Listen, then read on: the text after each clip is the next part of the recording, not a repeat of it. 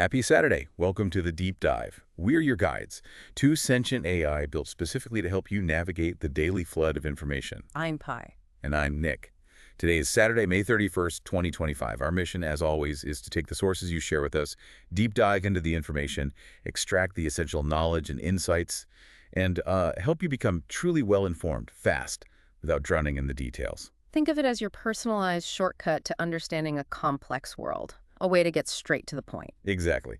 Today we're unpacking a stack that covers a concerning global health picture, some really volatile shifts in global economics and trade, and key geopolitical developments, including some pretty striking updates on military technology. Yeah, quite a mix. And we'll wrap it all up with updates from the S2 Underground Wire and specific U.S. news items. It's a dense but vital set of topics, so maybe let's get started with the global health situation. Sounds good. The core insight here seems to be that while we're seeing, a concerning resurgence of COVID-19 in parts of Asia, health authorities are leaning on lessons learned. They're implementing targeted measures and focusing on mitigating severe outcomes rather than, say, widespread lockdowns like before. That resurgence is definitely visible in the numbers the sources provide.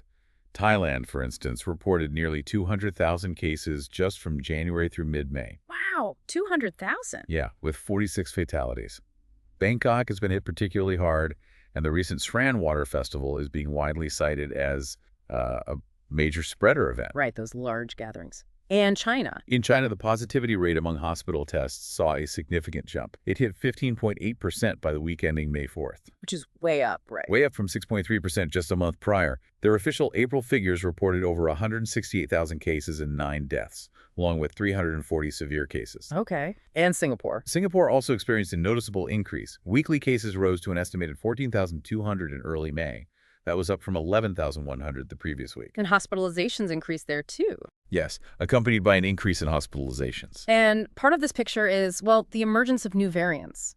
Sources mention XDV and XDV.1. Right, I saw that. A leading Chinese expert, Zhongnan Chan, warned they have stronger immune evasion capabilities. Stronger evasion. Okay. Yep. And there's another one. Yes, NB.1.8.1. It's now making up over 10% of global sequences. 10% globally. It's definitely on the radar for a potential summer wave, especially as it's already detected in the U.S. James Lawler at the University of Nebraska Medical Center mentioned this one. What did he say about it? He said it has high immune evasion and what's called ACC2 affinity, basically. It's quite good at attaching to human cells. Okay. Which might give it a competitive edge over other circulating variants like LP.1.8.1. So it's better at getting in and spreading. Potentially, yeah. And globally, the WHO data shows a clear uptick overall. 91,583 cases in the 28 days leading up to May 11. And that's nearly double the previous period. Almost double the case count from the preceding 28-day period, yes. Yeah. So the increase is, well, undeniable. But you mentioned resilience and targeted responses earlier. What are we seeing there? Exactly. Despite bracing for further waves, authorities are implementing specific measures. Thailand schools, for example, are ramping up disinfectant protocols. Okay. Some private schools are even returning to online learning temporarily. And the government has assured the public they have ample supplies, masks, kits, sanitizer. So managing the situation. Right. They've also rolled out digital healthcare solutions to help manage things. And China. What's their expectation? China is reportedly anticipating their case numbers will naturally begin to taper off by late June. Okay, an expected peak and decline. And Singapore's approach really emphasizes living with the virus. They're strongly recommending booster shots for individuals aged 60 and over. Makes sense for the vulnerable group. And encouraging mask use in crowded indoor spaces, but importantly, they've reported no deaths this year linked to COVID. That is a significant point. No deaths this year. And despite the new variants, the sources point to some underlying reasons for this. Cautious optimism. Such as? Well, there's currently no evidence suggesting NB.1.8.1 causes more severe disease than previous variants. Ah, okay. So more transmissible maybe, but not necessarily more dangerous. That seems to be the thinking. The expert consensus seems to be that updated vaccines, while maybe not perfect matches for every single new variant, still provide substantial protection against severe illness and hospitalization. Right, the core protection against the worst outcomes. Exactly. And the foundational layers of protection, existing natural immunity from prior infections, and, of course, simply maintaining a healthy lifestyle, those continue to serve as important shields. Overall. So while the resurgence definitely requires vigilance and monitoring, the systems and knowledge built over the past few years seem to be providing a framework for managing these outbreaks and, crucially, preventing the most severe outcomes according to the sources. It's a picture of ongoing challenges, but also one where preparedness and past experience are informing the response. Precisely. All right, let's shift gears then to the global economic and trade landscape, which feels less about resilience right now and maybe more about navigating some extremely volatile shifts. Volatile is definitely the word. The core insight here seems to be that recent U.S. economic data, particularly a massive plunge in imports, is really twisting forecasts and highlighting how directly political decisions around tariffs are influencing trade flows and, well, the economic metrics themselves. Yeah, this is where the numbers tell a really surprising story. They really do. According to the new data, U.S. goods imports in April saw their steepest monthly drop since the Census Bureau started tracking this way back in 1992. Steepest since 92. Wow. Plunging by a record 19.8% down to $276.1 billion. And this isn't just some random dip, is it? It seems like a direct reversal of what happened in March. Exactly right. Businesses were rushing to bring goods in during March, trying to get ahead of anticipated tariff increases. Right, the pre-tariff rush. So April became the mirror image. Businesses just slashed foreign orders, especially from China, because of all the uncertainty swirling around trade policy. And alongside that, consumer spending slowed. Yep, slowed significantly. Yeah. From a 0.7% increase month-on-month in March down to just 0.2% in April. These contrasting movements are definitely making the overall U.S. economic picture, well, harder to read. For example, the first quarter of 2025 showed that slight contraction in GDP, down 0.2%. Which was the first decline since 2022. Yeah. But here's where the distortion comes in.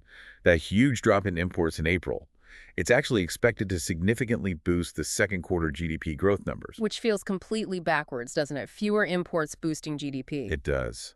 The Atlanta Federal Reserve responded by raising its Q2 GDP forecast from 2.2% all the way up to a robust 3.8%. That's a huge revision upwards. And JP Morgan also increased its estimate to 4%. Okay, so what looks like negative trade data on the surface is creating a positive GDP forecast. Seems counterintuitive, yeah. And analysts are warning that this trade volatility is significantly distorting the true underlying pace of the economy. Because it's driven by policy changes, not necessarily underlying demand. Exactly. The numbers are stark. Imports of consumer goods dropped 32%, industrial supplies fell 31%, automotive imports slid 19%. These are massive policy-driven swings. And speaking of policy, the sources really underscore that the uncertainty around tariffs is a major driver of all this volatility. No kidding. The Trump administration is reportedly sticking firmly to its tariff strategy. They're even calling it Plan A, with, quote, no Plan B. This stance comes despite ongoing legal challenges, right? Yes. A federal appeals court recently paused a lower court ruling that had suspended some tariffs imposed under the International Emergency Economic Powers Act, or IEPA. EPA, that's the one that gives the president broad powers. Exactly. The administration openly prefers using IEPA because it grants the president broad, rapid power to impose tariffs without needing congressional approval. It lets them act fast. But that's precisely why courts are challenging it, isn't it? Essentially asking if such sweeping power without legislative oversight is, well, constitutional. That's the core question. So if the appeals ultimately fail, the administration might be forced to rely on other laws. Like Section 232. Right, Section 232, which they use for steel and aluminum and could potentially use for cars, or Section 301 against China. Or they might even need to seek approval from Congress. Which they apparently see as a slow, politicized process they'd rather avoid. That seems to be the view. The White House press secretary highlighted that other tools like Section 232 are still available and even urged the Supreme Court to uphold IEPA's authority, framing it as a constitutional imperative. So this legal and policy battle is just injecting significant uncertainty into the economic outlook. Absolutely. And yet, despite this backdrop, May has actually been a very strong month for the stock market. The S&P 500 is nearing the 6,000 mark after a 6.2% surge. Which seems a bit disconnected from the trade uncertainty. It does. But analysts caution that this bullish run could easily stumble if trade tensions escalate further. That makes sense. Plus, you have other factors that could add to market volatility seasonal patterns. The Fed's rate decision coming up June 18th. And triple witching on June 20th. Right. So any perceived escalation from the administration, maybe something outlined by U.S. Trade Representative Jamieson Greer, could reignite those trade war fears. One source also noted signs that the recent trade truce with China might be fraying a bit. And what's fascinating here is how these U.S. domestic economic shifts and these policy battles are being watched so closely internationally, especially in Europe. Right.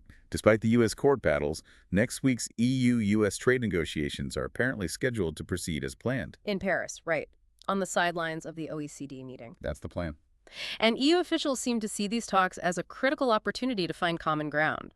Brussels is reportedly preparing to offer regulatory concessions to address U.S. business concerns. Trying to smooth things over. Yeah, and they've apparently already started simplifying rules to reduce red tape. That's a significant gesture, which highlights the stakes involved. Currently, about 70% of EU exports to the U.S. Which is huge, around $380 billion worth. face a 10% duty. Yeah. And that's a temporary ceasefire rate from previous tensions. It could potentially jump back up if these negotiations fail. Yeah, definitely high stakes. An Italian MEP noted that the recent U.S. court decision just underscores the importance of the EU maintaining a firm but, constructive approach in these talks. Finding that balance. Exactly.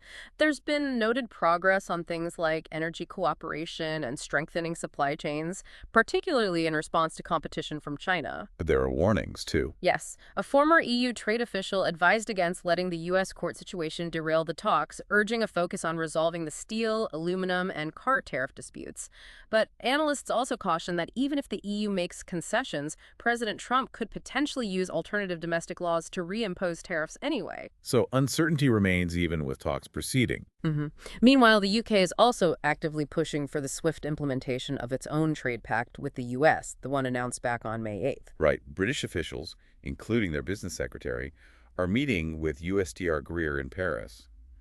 Goal is to finalize timelines for that deal. And that deal is being framed as a crucial lifeline for the UK's car and steel sectors, isn't it? It is. It promises to slash tariffs on UK-made vehicles from 27.5% down to 10% for the first 100,000 cars shipped annually. Big cut. And eliminate duties on steel and aluminum imports entirely. But these cuts are still pending final approval from President Trump. Correct. And questions remain about the exact size of quotas and whether the tariff reduction will be backdated.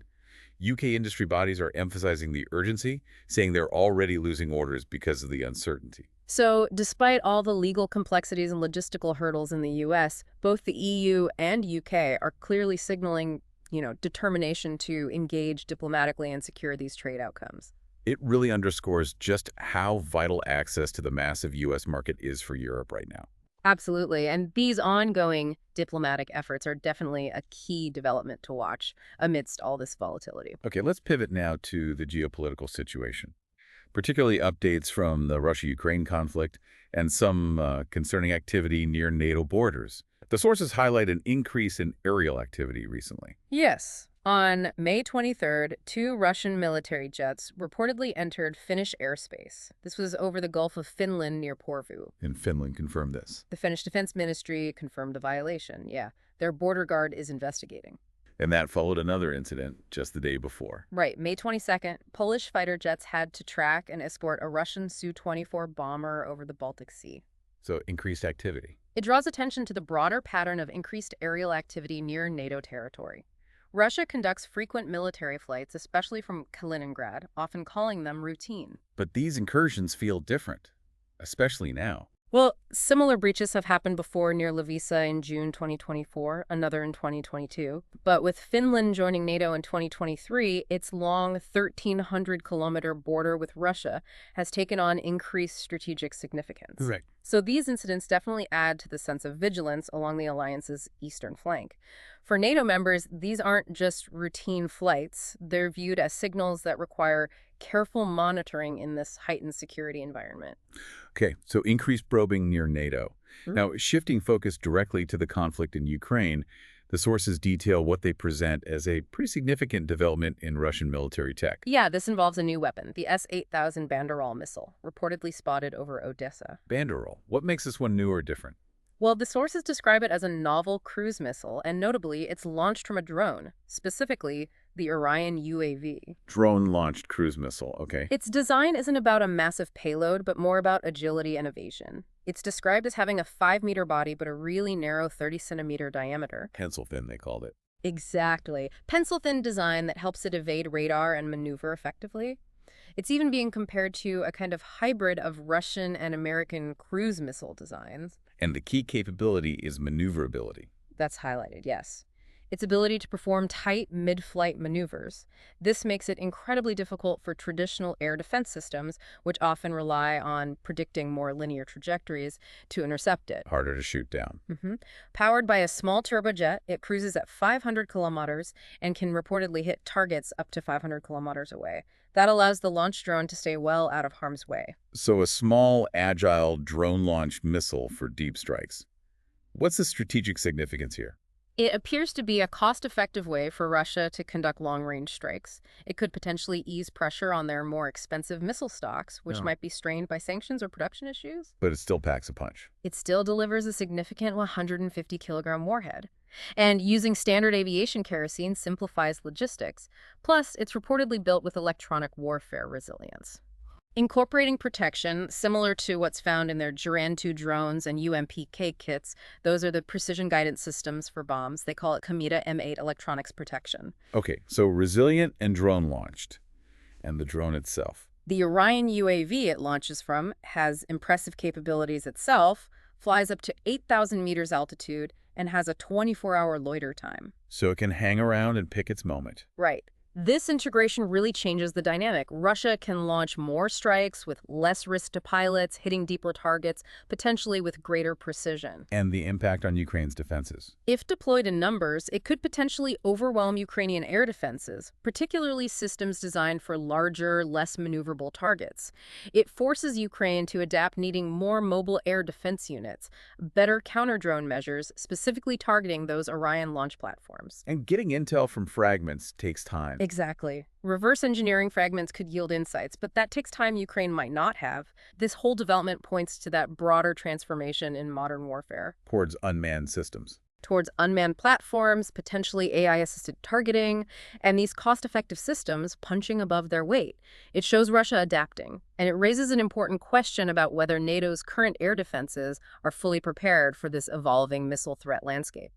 Speaking of significant Russian developments, Ukraine's military intelligence recently issued a pretty stark warning that Russia is preparing to launch an intercontinental ballistic missile, an ICBM, as part of combat drills. Right. Reuters reported Kyiv views this as a deliberate show of force aimed squarely at the West. And the missile in question is the RS-24 Yars. Yes, an advanced version of Russia's Topol-M. It's reportedly planned for launch from Russia's Sverdlovsk region. And its range is huge. Stated range is between 11,000 and 12,000 kilometers. Gives it the capability to strike targets across continents. Ukrainian officials reportedly confirmed this launch was intended as an intimidation tactic, aimed at Ukraine, the EU, and NATO. And it comes right after what they described as Russia's largest drone attack on infrastructure since the war began, 273 drones involved in that. So flexing muscle after a major drone attack. Here's where the scale of the potential threat, as described in the sources, becomes really apparent. The RS-24 Yars is reportedly capable of carrying up to 10 MRVs. Maneuverable reentry vehicles, yes. Essentially multiple nuclear warheads that can separate after reaching high altitude and glide unpredictably toward different targets up to 12,000 kilometers away. Unpredictably. That's key.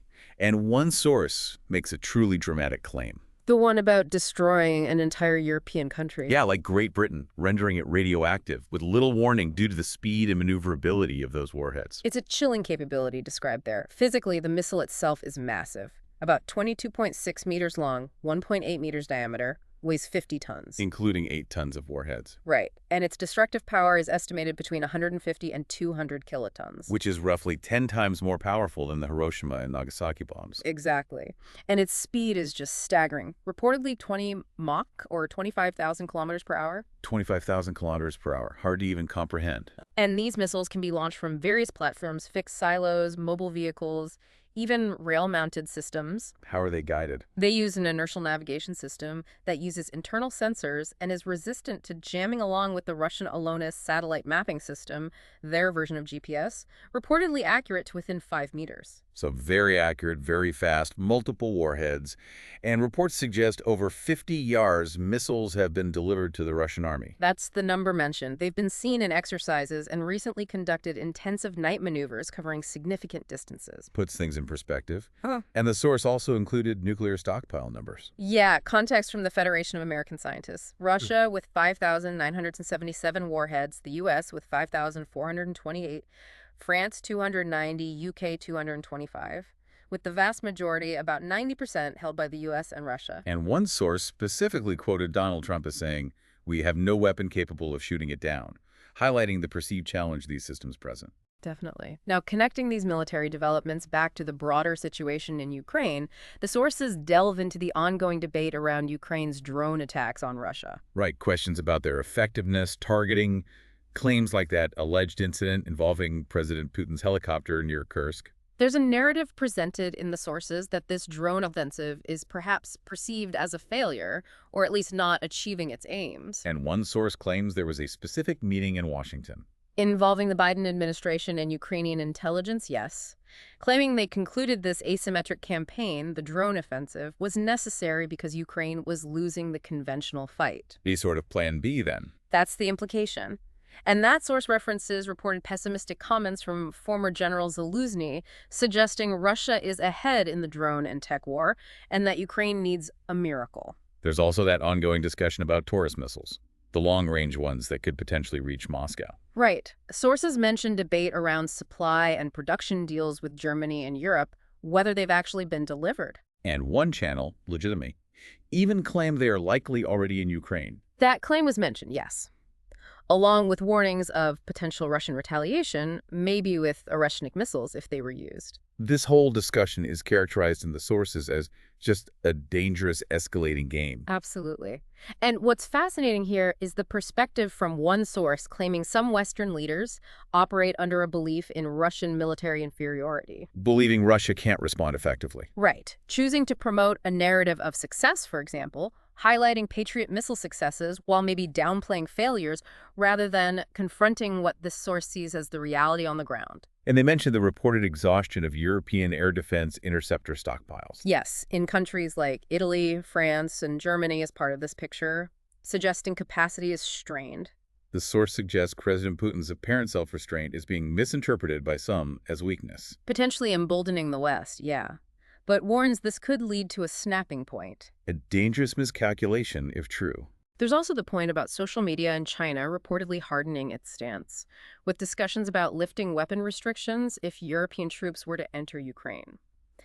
And one source speculates that Putin's potential blind spot could be an over-reliance on diplomacy.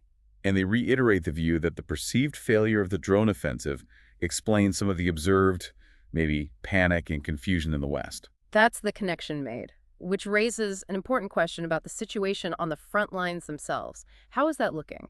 Well, according to one source, the Russians are currently on the offensive across the entire 1,200-kilometer front line. The entire front. That's the claim. This source claims Ukrainian forces are desperately short of personnel, stating drones are not making up the deficit, and that Russian drone countermeasures are proving effective. They claim the Ukrainian front lines are, quote, disintegrating in many areas. Disintegrating. That's strong language. Are there specifics? Specific areas mentioned include claims that the north of Vovchansk in the Kharkiv region has reportedly fallen, that Russians are approaching Siversk, that there's been a collapse near Kostiantynivka surrounding troops, Okay. advancements west and north of Pokrovsk, potentially cutting supply roads, and advancements toward Dnipro, Huliaipol, in Zaporizhia, and Orikhiv. So advances on multiple axes, according to the source. Yes. And the source claims Ukrainians are being forced to commit their last reserves in places like Kostiantynivka and Sumy, while Russian reserve armies have not yet been fully engaged. That would be a critical imbalance, if accurate. According to this perspective, Russians are capturing villages and fortified positions multiple times a day across the front. It paints a very difficult picture for Ukraine right now, based on that source. A very different picture than maybe some other narratives suggest. Indeed. Okay, to wrap things up, let's turn to some updates from the S2 Underground Wire. This is for May 30th, 2025, from their 2300 Zulu briefing. Right, The Wire gives that snapshot of selected international and domestic events. What did it cover? Internationally, the situation on the Cambodia border has reportedly seen some de-escalation. A troop withdrawal was agreed to by both sides. So tensions easing there for now. Somewhat, Yeah. though the underlying diplomatic ceasefire remains uncertain. An analyst comment noted that while this reduces the chance of a major conflict, it's a long-standing dispute that could always flare up again. Okay. And domestic in the U.S.? On a home front, in Gibson County, Indiana, there was a tragic domestic shooting incident. 3 fatalities and 1 person critically injured. Awful. Was there an arrest? Yes, the suspect, identified as Patrick Waite, reportedly confessed and was arrested at the scene. Okay. Anything from the UK? In the United Kingdom, the suspect in that Liverpool vehicle ramming attack was identified as Paul Doyle. The Wire made an interesting note here, Oh. that this relatively rapid identification felt uncharacteristic for UK authorities when dealing with individuals involved in potential terrorist acts or assailants. It mentioned internet speculation regarding the motive, but without any confirmation. An observation about process speed. Interesting. And did The Wire have anything tying back to our earlier discussion on economics? It did, actually. A specific U.S. news item. Tariffs in Washington, D.C. Ah, what was the update?